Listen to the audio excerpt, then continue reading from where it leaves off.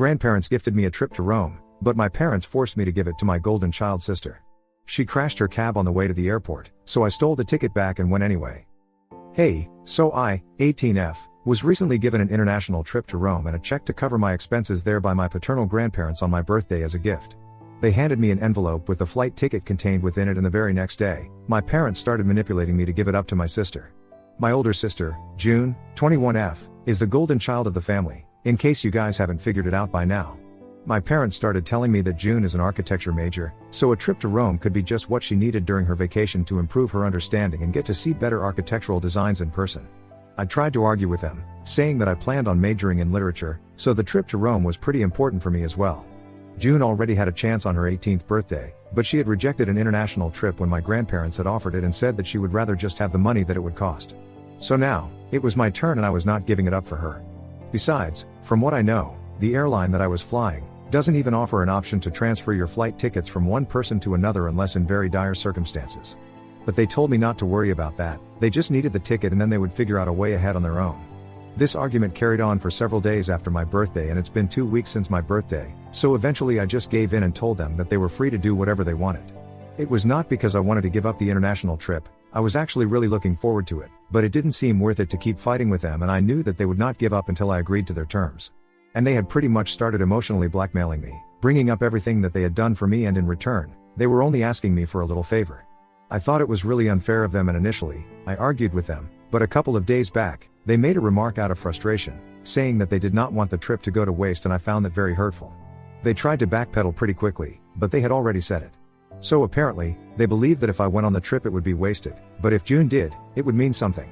My parents tried to make it seem like they had only made this statement because June had already graduated and a trip to Rome would look good on her resume. I don't understand how, and whereas I would always have a lot of time in the future to go on such trips, unlike June, who would have to start working in a couple of months.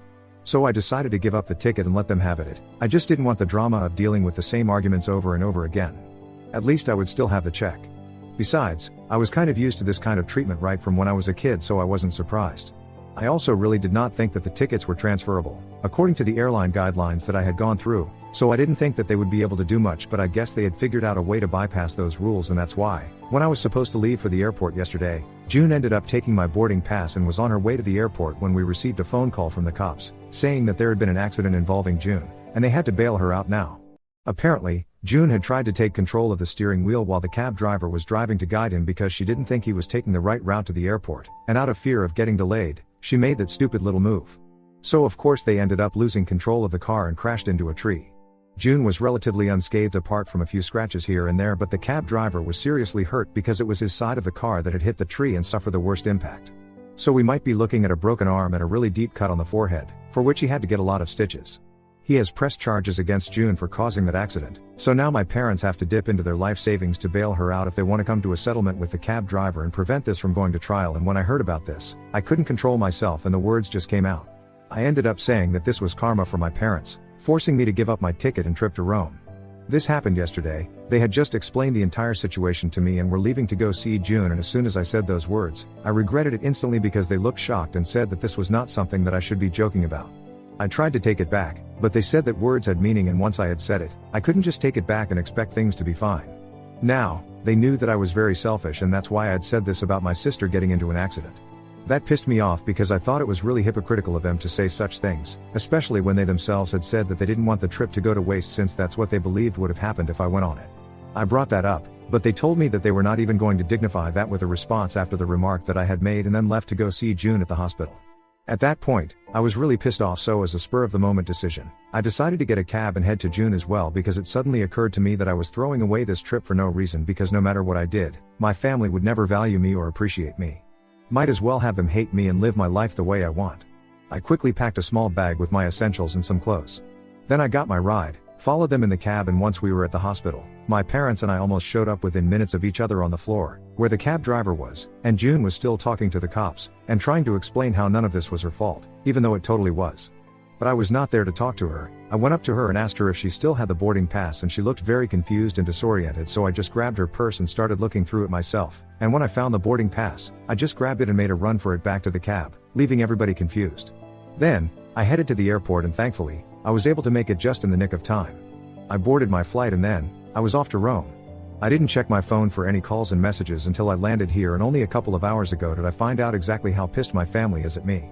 My parents, obviously, think that I had been extremely insensitive because June had just been in a terrible accident that she herself had caused, but they seem to gloss over that fact every time, and all I cared about was my trip. And June is pissed because she thinks that I stole this opportunity from her, even though it was she who stole this from me in the first place. If anything, I'm just reclaiming what was mine and had been stupid enough to give it away. Anyway, the general consensus is that what I did was not the right thing to do, so I need to apologize to them, but I don't know if I really should.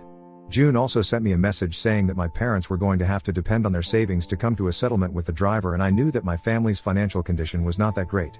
So instead of frolicking in Rome, I could have saved the money and handed my parents the check that was given to me on my birthday, but I was just being plain selfish. So Ida for taking off to Rome after my sister got into an accident? Edit. Hi. So there are a lot of questions that people have and I'll answer them so it's easier for you guys to understand the situation. First and foremost, what was up with the boarding pass? Well, I really don't think that my parents or June were able to figure out a way to bypass the rules about the transfer of tickets from one person to another. I think her plan was to just get to the airport and wing it or something, because if they had managed to be able to do something about it, I wouldn't have been able to board with my passport since they would have required June. So, I think they didn't even have a plan in the first place, which turned out to be lucky for me. Now, why did I continue to live with my family if they have always treated me badly? Why didn't I just go and live with my grandparents or literally anybody else? Well, you need to understand that this is the kind of treatment that I have been used to ever since I was a child. I'm not saying that it makes it fine all of a sudden, but my parents' preference for my sister used to make me feel like I needed to do better to win them over, not that they should have treated me better in any case. It was a strange and self-sacrificial way of thinking. I can't explain it, but that's just what I used to believe. So I spent the past 18 years of my life trying to be the best daughter to them so they would finally like me, and it led to a lot of disappointment, heartbreak, and frustration for me, but I never wanted to give up. I was a fool to believe that they would eventually come around since they were still my parents, but that's just how a child's mind works. Also, my grandparents don't live here. They live way outside of the city, away from everything that I have ever known. I didn't want to change my lifestyle, even though it had occurred to me many times that I would be better off living with them. They also don't know how my parents treat me. I don't think anybody in my family does, because we are pretty good at hiding it when we are amongst people. Anyway, that's why I did not ever consider leaving my family behind. But, I think I will do that because I'm an adult now. I don't think that I need to please anybody anymore. Coming to my relationship with June. All I can say is we have never been particularly close. I don't hate her and neither does she have anything against me, we just don't get along and that's it. As for my family's financial condition, we are not really rich. In fact, I would say that we are at the lower end of the spectrum, since my mom is a som and my dad is a high school football coach. They rely on my grandparents for money quite often. I don't know how they're going to tackle this situation though, since if they want money from my grandparents, they are going to have to fess up to what they did. So that's how it is with my family. And a lot of you guys were asking me why June was sitting in the passenger seat of the cab anyway, and I really don't have an answer for that. It's just out of habit, I guess. Because even when we, as a family, used to go on road trips and stuff, she would always sit in the passenger seat. That's her spot, I guess. But yeah, she always sits in the passenger seat, and I think it might be because she's a bit of a control freak. I mean, she literally grabbed the steering wheel of the car because she thought a cab driver wouldn't know the right way to the airport and would drive her right into traffic. She thought she knew better than him, which is what caused the accident, so you can imagine the degree to which she needs to be in control. She even left for the airport almost 5 hours before the flight was supposed to take off. Make of that what you will.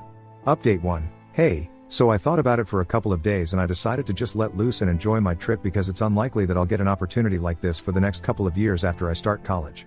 I don't need to worry about my parents or back home, they're all adults and they can take care of this themselves. Besides, it's not my fault that they decided to stake a claim to what was not theirs originally and ended up getting hit back by karma in the process. You were right, it was foolish of me to expect them to be grateful for my sacrifice. They would still always hate me, and I don't need to give up on my fun for that. Anyway, I'm currently living it up in Rome and having the time of my life.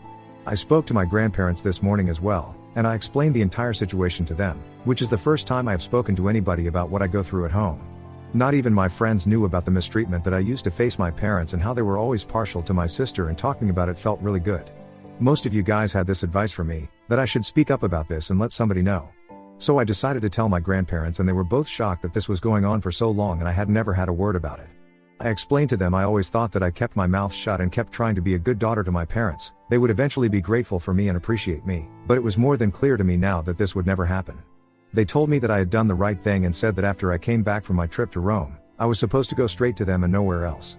They said that they were going to arrange for me to move out of my parents' house and start living with them instead, and when I told them that I would have to move out for college in the fall, they told me that I wouldn't have to worry about it because the college that I had picked was out of state, and they said that they were going to bear all the expenses for that. So I guess just one conversation with my grandparents was all that I needed to absolutely fix my life.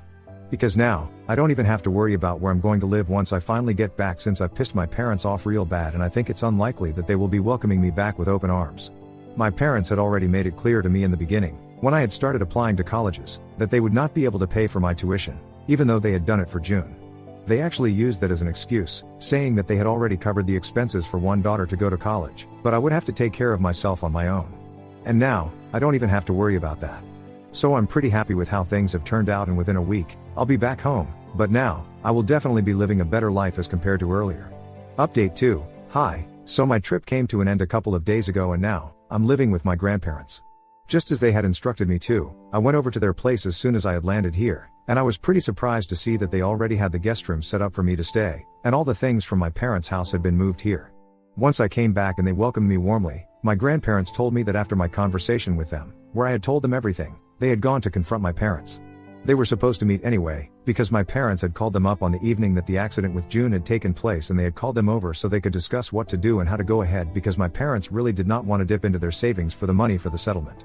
And they definitely did not want this to go to trial, because then, June would be in real trouble because there was dash cam footage to prove that she had caused the accident. And an out-of-court settlement is the only way to go for them, but the cab driver was apparently demanding an incredibly high amount, and they needed my grandparents to help them out here. But when they met, my grandparents brought up the situation with me first and asked my parents if it was true that they had been treating me badly all my life, and had even asked me to give up my trip so June could go, in my place. At first, they apparently tried to skirt around the question by saying that they were here to discuss the situation with June and how to get her out of trouble, and I was in Rome having the time of my life, so it seemed unnecessary to talk about these things. But my grandparents insisted on talking about me because they wanted to get to the bottom of this, and eventually, my parents just snapped and said that it was true, but I had proved that this was exactly the kind of treatment that I deserved by abandoning my family in their time of trouble. Apparently, my parents had said that I had only shown up at the hospital to grab my flight ticket so I would be able to make it in time for my trip, without caring about what June or even what they were going through. They said that I had always been jealous of June because she had been better than me at every single thing, and I couldn't stand it, so that was really not their fault. They claimed that they had never treated me unfairly, which was a huge lie. My parents said that I was just being entitled and spoiled, and they were no longer going to entertain it when I came back. That was all that my grandparents needed to hear to make up their minds about cutting off their only son. My grandparents and parents got into an argument over this, and my parents ended up telling them that they were free to leave and said that they didn't need their help anymore, since they were actually supporting my selfish behavior. They also said that they didn't want me back, so if my grandparents wanted to take me with them, they were more than welcome to do that as well. So my grandparents eventually got people to pack all the things in my room and moved my stuff to their house, so I could make myself comfortable. After my grandparents told me about whatever had happened with my parents, I ended up crying because it just hurt. I had always known that my parents couldn't care less about me, but they were all that I had known for the past 18 years, and my heart was broken. I literally pray that nobody else has to go through crap like this, but anyway, my grandparents were there for me all along, and I'm really very grateful for that. Anyway, now I'm not confused, I'm going to be living with them, and this is my home now. I'll definitely be going to college in a couple of months, but until then, my grandparents have promised to be there with me, and even when I'm off to college, they have said that I have nothing to worry about since they're going to cover all my expenses. I have had no contact with my parents or June after I came back, and I hadn't even checked the last couple of messages that they had sent me because I was trying to make the best of my trip. So I finally checked them today, since I thought I was in a better place mentally, and I'm so glad that I did not check these messages earlier, because then, I definitely would have had another mental breakdown. June's messages were all along the same lines: I'm selfish and entitled, and I'm spoiled, and she's glad that she won't have anything to do with me at this point on earth because I don't deserve her company anyway. I think she got that a little bit twisted. I think she's the one who doesn't deserve my company, but whatever, it doesn't even matter to me. It's really my parents that hurt me more than anything else, but at this point, I don't even feel surprised at the things they say to me.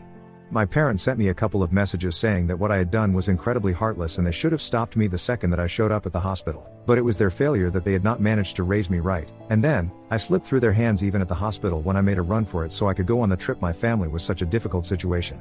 I did not respond to that message. They sent been treated, even though my parents had always done everything in their power to make sure that I had a comfortable life. I guess my parents don't understand that having a comfortable life is very different from having a good childhood. They said that they sent me to school, fed me, clothed me, and I had a roof over my head at all times. There was really nothing more that I could have asked for, but in spite of all of that, I was still cribbing about how I was treated by my parents. They said that just because I was jealous of June, I couldn't make them out to be the villains because that was simply unfair. And then, they said that they were right about calling me a waste because that's all I really was. I had wasted their time and energy for so many years and now, they were finally glad to be rid of me. That really got to me and I almost cried about it, but I had promised myself after speaking to my grandparents that I was not going to let their harsh words get to me anymore because it's just not worth it. So I didn't cry, but I did block my parents so that they wouldn't be able to have any access to me anymore. Hopefully, I'm gonna start my healing journey and get over this eventually because I really think that after all the trauma that they have caused me, I seriously need to move on and erase every trace of them from my brain completely if I want to live my best life. I don't know if that's actually possible, but it's worth a try. Update 3, so the funniest and craziest thing happened today. It's been close to 2 weeks since I returned from my trip and so far, I have had absolutely no idea what's been going on with my parents and June. But I'm assuming that they are still struggling to come up with the money so they can have an out-of-court settlement with the cab driver because this afternoon, my parents showed up at my grandparents' house and they were in a vengeful mood. Thankfully, they did not even acknowledge my existence when I opened the door and walked right past me to go to the living room and sit down with my grandparents. I had no idea what to do when I was lurking around the living room, but my grandparents told me to sit down with them. They knew that my parents would not be too happy about this decision of including me in the conversation, and I could see it on their faces, but if they were pissed about it, they did not say anything. Anyway, as soon as we were all seated, my grandparents asked them what they were there for. Since the last time that they had spoken to each other, my parents had made it very clear that they wanted nothing to do with them because they had been supporting my decisions.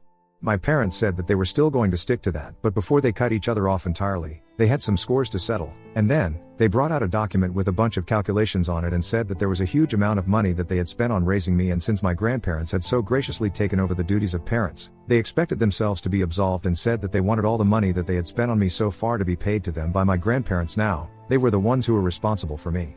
I was shocked that they were here to make such a ridiculous demand, and all I could do was just look at them because I had no words for how low this was. I could tell that this was just a way to make us all feel small because they were demanding almost $120,000. It was just crazy. But then, my grandparents said that they just needed a moment to themselves in private and left the room to discuss this between themselves.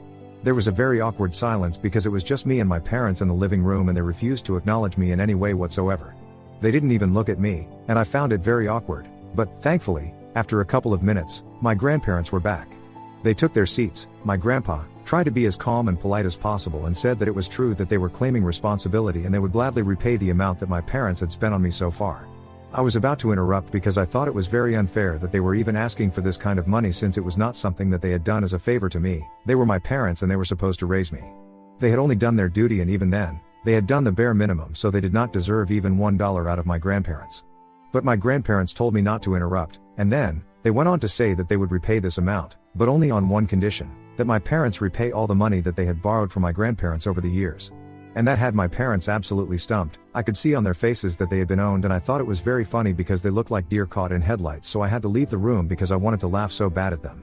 After that, I didn't come back down from my room until my parents had already left, and when I asked my grandparents what had happened after they left the room, they told me that my parents had tried to argue their way out of this, but there was no way that they could do anything. So eventually, they just ended up cursing out all of us and left in a huff. Which is just so typical of them, but anyway, I don't think they will be back anytime soon after this stunning humiliation. And even if they come back, I don't think it'll be a problem for anyone since my grandparents have proven that they are more than capable of handling them on their own. The fact that my father is their only son is not going to make them go soft on them, and I'm going to be off to college in a couple of months anyway. So I'm honestly just looking forward to that, and yeah, going on the trip to Rome was probably the best decision that I could have made.